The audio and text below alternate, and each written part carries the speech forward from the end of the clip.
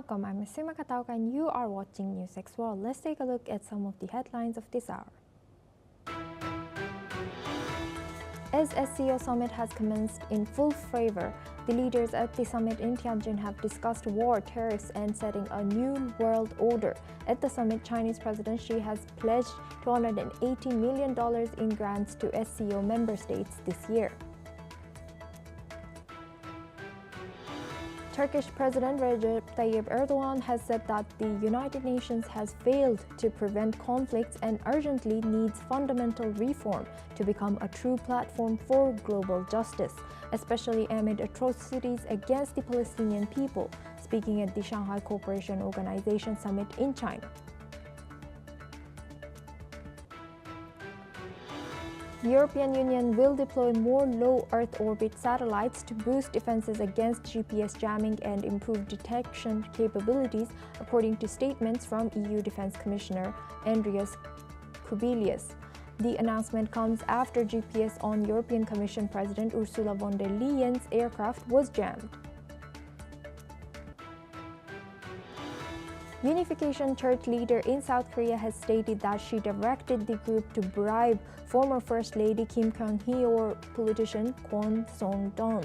As South Korea faces a widening criminal probe into former President Yoon Suk-yeol and his wife, former First Lady Kim was indicted on Friday, is accused of accepting $57,631 in bribes. South Korea has suspended its military radio to North Korea for the first time in 15 years as part of efforts to ease tensions with Pyongyang. This is according to Seoul's defense ministry. The broadcast, which included news about the North's regime, South Korean economic development, and K-pop, has been key tool of psychological warfare. The death toll from a powerful earthquake in eastern Afghanistan has risen to over 800 people now, with most casualties in Kunar province, according to Taliban government spokesperson Zabihullah Mujahid. He has also added that about 2,800 people have been injured so far. Thousands have continued to protest across Indonesia as the military have been deployed in Jakarta after nationwide unrest over lavish lawmaker perks that has triggered the demonstration nationwide, and reports show at least 6 people have died, while President Subianto warns that demonstrations must end by sundown. South Korean and U.S. negotiators are struggling to close gaps on tariffs, defense, and agriculture markets despite a handshake agreement and a recent presidential summit. According to officials in Seoul, disputes over a $350 billion investment fund and other trade issues have slowed this progress, undermining expectations.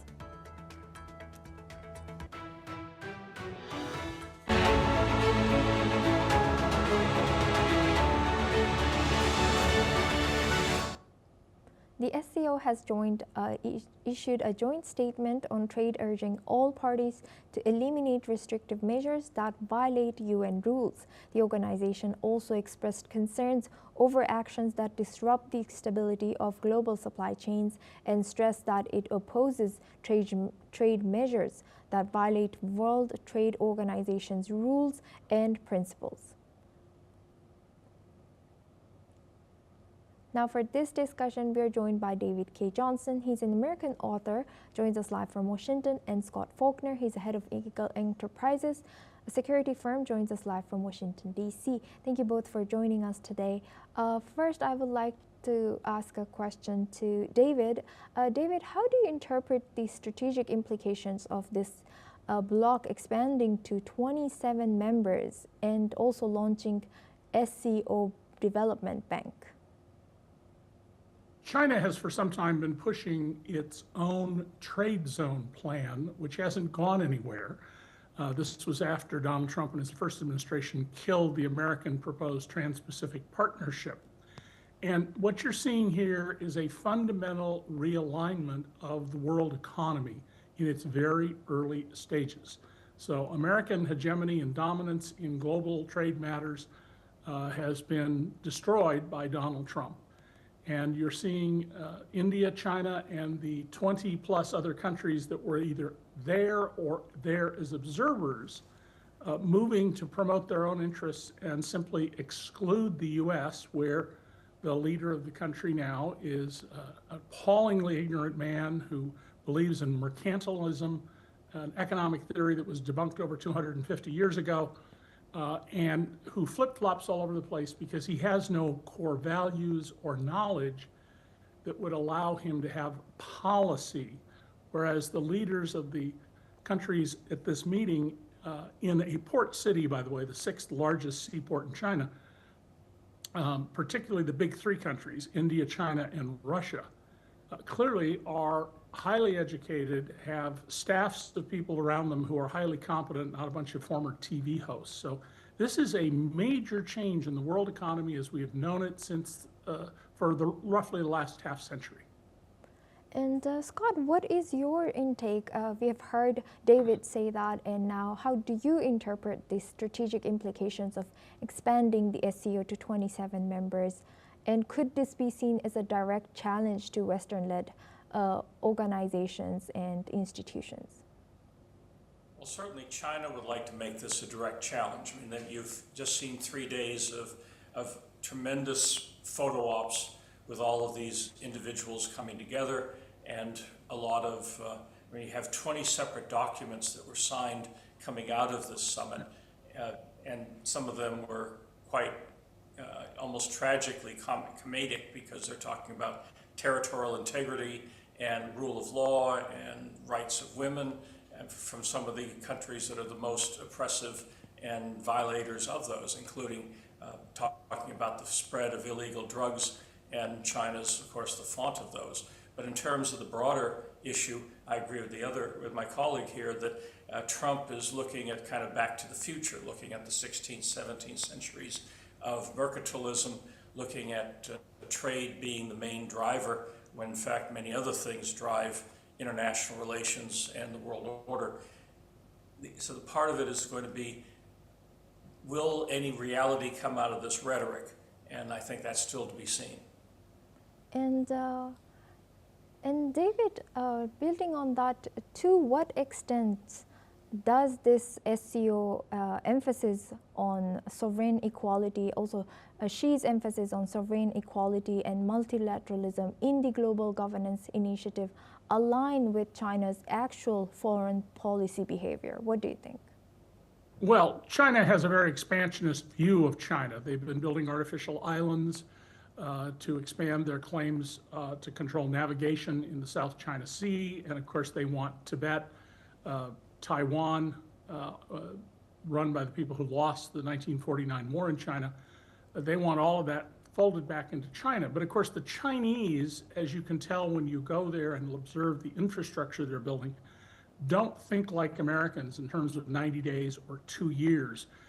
They think more like the Catholic Church. We're here forever, and they're very patient about that. There was a lot more activity, as Scott pointed out, I think, than any of us expected at this meeting.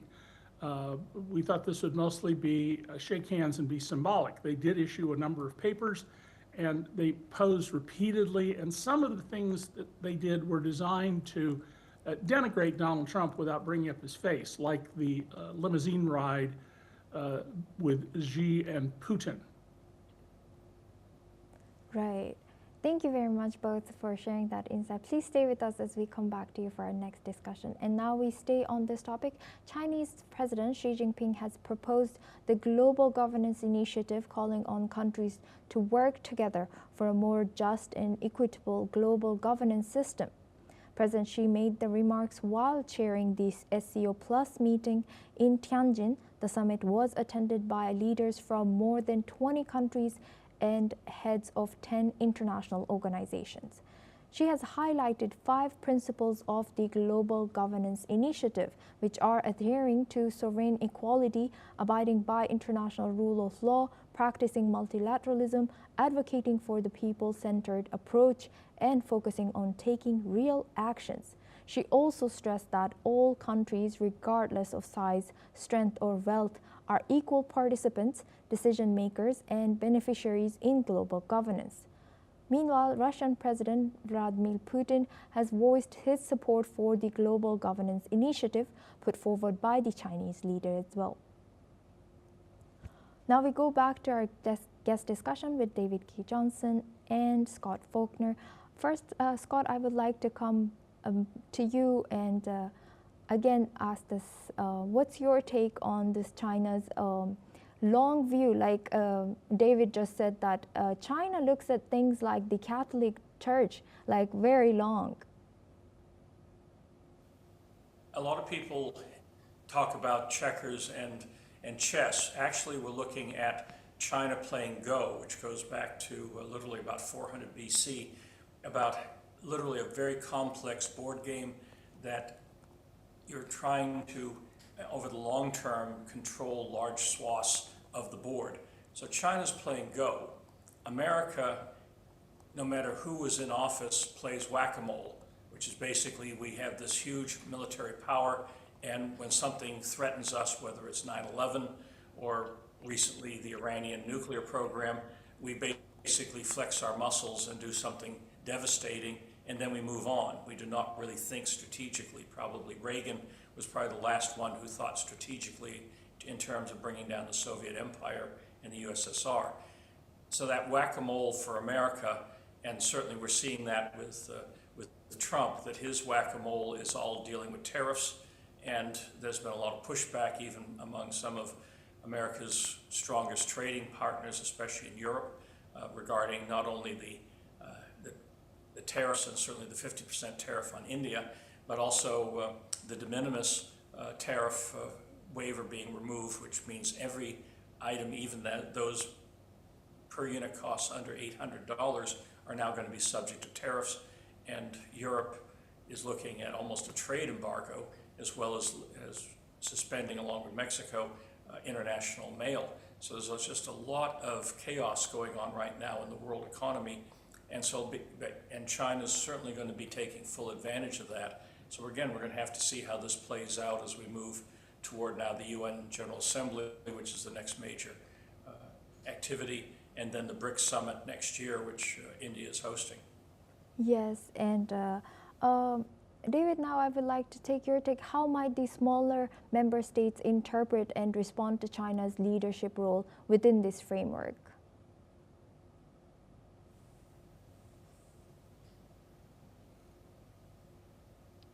David, I'll ask, my next question is to you. How might these smaller member states interpret and respond to China's leadership role within this framework? Well, the very generally smart move, given the instability in Washington and the appalling ignorance in Washington, would be to decide that you're going to make your bed with China. Clearly, Chinese leaders see a bright future economically, and they are, through this mixture they've created of communism and capitalism, or as they like to call it, with special Chinese characteristics, they are creating a great deal of wealth. So being in the good graces of China would be very smart. What would be really troubling is if Australia, the most loyal lapdog ally the US has, were to decide to pivot away from Washington and toward Beijing. That would be part of a real nightmare scenario, as would the creation of a free trade zone, or zone with very favorable trading rules, consisting of the EU, Britain, Canada, Japan, China, India, etc., excluding the United States. That would tend to make the US irrelevant. It would hasten, for those who want to do so, eliminating the US dollar as the world reserve currency, which is an enormous economic boon to the United States. Yes, indeed. And building on that, Scott, what's your take? What do you think? Will this be a big boon to US, and how might these smaller other member states interpret and respond to China's leadership role within this framework?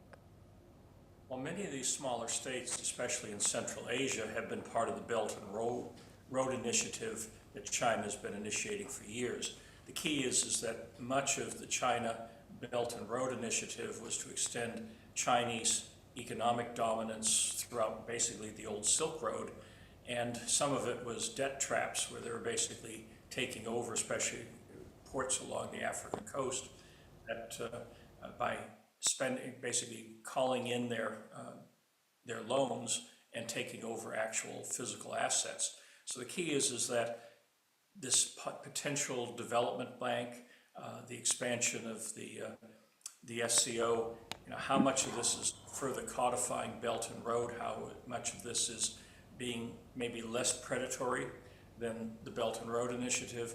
Again, there was a lot of, these documents are lengthy and very detailed, but again, how much of the rhetoric turns into reality as we play out the next few years. Yes, we'll be eyeing that. Thank you very much, David K. Johnson and Scott Faulkner, for joining us and sharing your insight throughout the topic of SCO. Thank you very much. Now we move on to the Shanghai Cooperation Organization has issued a strong statement following its summit in Tianjin, China. The group, which includes China, India, Russia, and Iran, has said it strongly condemns acts causing civilian casualties and humanitarian disasters in Gaza. The SCO also condemned U.S. and Israeli strikes on Iran carried out in June, calling them a violation of international norms. Formed as a Eurasian political and security group, the SCO now counts 10 member states, and its latest declaration highlights the body's expanding role as a counterweight to Western alliances in shaping global security narratives. Now for this discussion, we are joined by Ali M. Bushbak. He's an independent Palestinian researcher, joins us live from Cairo. Thank you very much, Ali, for joining us. Good to see you again. Ali, how do you see this? How do you see SCOs making such big statements? Do you think this will have any effect on because UN has said similar things, and we did not see anything change on the ground? Thank you so much for having me. In fact, there is nothing will change. The only game changing is when they impose the sanction against the aggressive. And also we have seen yesterday that Samud flotilla that start, going toward Gaza to break the Israeli blockade in Gaza. So either they are confirming there is Israelis violating the human rights or no. And also there is about the genocide, about the international code, there is a case against Israel, despite all of the international community condemning and the announcing about the Israelis' behavior on the ground. It will not change anything until unless this kind of statement will transform from the word to action. Only action can be heal the war in Gaza and also heal the Israeli aggression in the whole area, not only in Gaza, because Israel also carrying out several of airstrike in Syria, in Lebanon, also in Yemen. There is the whole region. It's volatile and it's going to blast at any time, at any moment. That also we have seen the last statement from the Israelis defense ministry when he said our forces working in every front and every area in this region. So that confirming that how much Israel is preparing for a comprehensive confrontation in this area, and maybe that will happen very soon. It will be blasting this plan at any soon.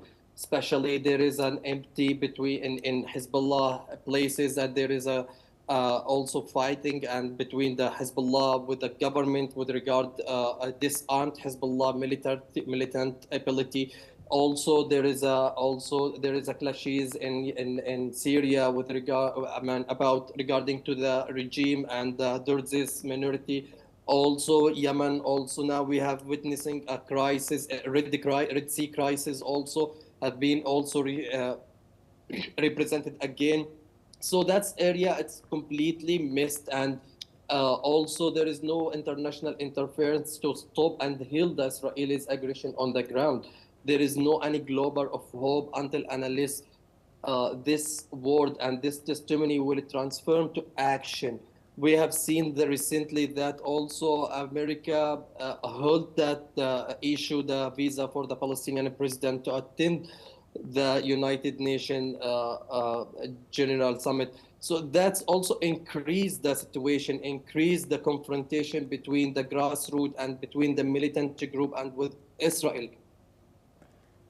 And also, Ali, we saw that Houthis prime minister was stricken this week. What is happening on now about that, and do you think that this will further create disturbance in the region? Assassinating the Houthi Prime Minister Ahmed Ghalib al-Rahwani, that game-changing, and that will increase the violence on the ground. Also, Houthi will giving its retaliation very soon. Also, Osuma, that Houthi missiles capacity and ability increase day after day. We have seen several of Houthis missile reach to the Israelis, the main and significant airport in Israel.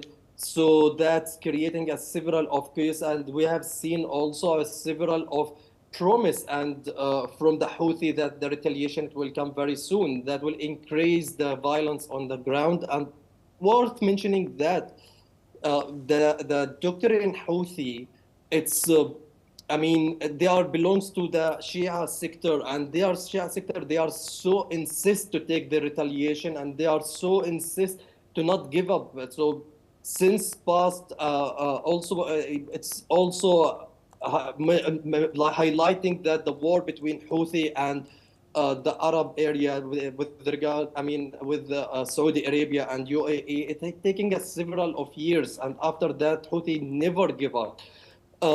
Killing the prime minister and a senior officer for Houthi, that will increase the cycle of violence in area, and we'll see more and more the Red Sea crisis in the area.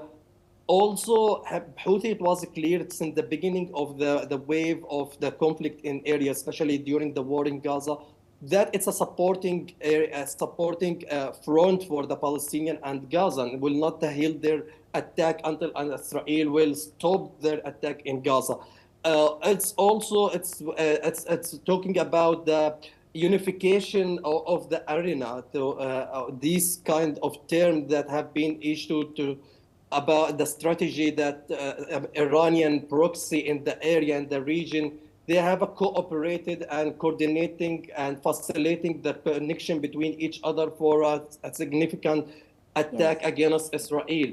So this kind of unification of arena, it's involving Al-Houthi, it's involving Hezbollah, involving Palestinian militant group, involving also a Shia militant group in Iraq. So that's all of these countries. Maybe one time it will blast without any control of the area. That's these things what we don't hope that will happen. Yes. That will increase the cycle of the violence. It will not stop at all. Yes. Thank you very much, Alia Muhammad Abushbak, for joining us and sharing your insight from Middle East and giving us the latest updates. Now we move on to Asia. As Afghanistan reels in from the aftermath of today's earthquake, a spokesperson for the Taliban government has stated that the death toll has surpassed 800 people, with over 2,800 injured in Kunar, adding that the death toll of 12 dead and 255 injured in Nangarhar province had not changed. However, officials have warned that these numbers are likely to rise as rescue teams reach more remote areas with poor communication networks. As per USGS, the earthquake of magnitude 6.3 struck near Jalalabad, Nangarhar province after the 6.3 magnitude tremor. A 4.7 magnitude earthquake occurred at a depth of around 140 kilometers, not far from the epicenter of the initial tremor. Now for this discussion, we're joined by Sadaf Yarmal. She's an Afghan journalist, joins us live from Quetta, Pakistan. Thank you very much for joining us today. Welcome to NewsX World. What more can you tell us about what is happening with this earthquake in Afghanistan? Did you also feel it?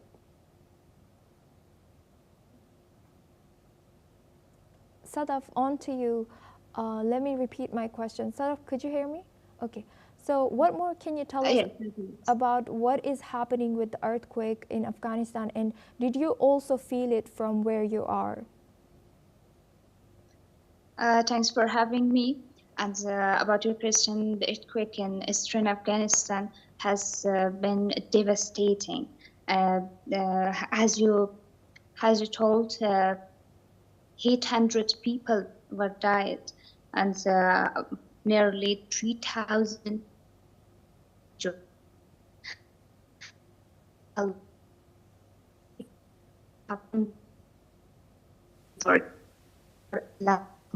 western provinces have also reported casualties.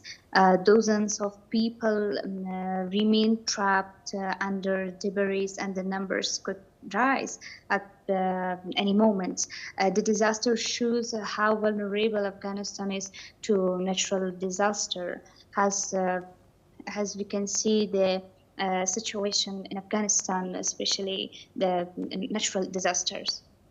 And how is the Taliban government managing the coordination of humanitarian aid amid ongoing political and security issues? Reports indicate that the Taliban are trying to coordinate it with local authorities, but their capacity is limited, as we all know that Afghanistan financially and also medical supplies are limited, and many areas are remote and difficult to access, and medical facilities are overwhelmed. International organizations are stepping in to provide assistance, but the coordination remains a challenge, especially in Kunar province, which is a remote province in Afghanistan. And what obstacles exist that could hinder effective delivery of this humanitarian assistance? The main obstacles are poor infrastructure, remote and mountains terrain, limited medical facilities, and ongoing security concerns. These are all challenges that hinder the effective delivery of humanitarian assistance. Additionally, political and administrative challenges under the Taliban government to slow down the destruction of urgent relief. International support is critical to save lives and provide proper aid to the residents of the Kunar and Garhor provinces, which were affected the most from the last night's earthquake. Thank you very much, Sadaf Yarmal, for joining us and sharing your insight. Thank you for sharing your insight as an Afghan journalist from Quetta. Now, this is all we have time for, but we will continue to share more updates and special coverage on the SCO summit. Stay tuned.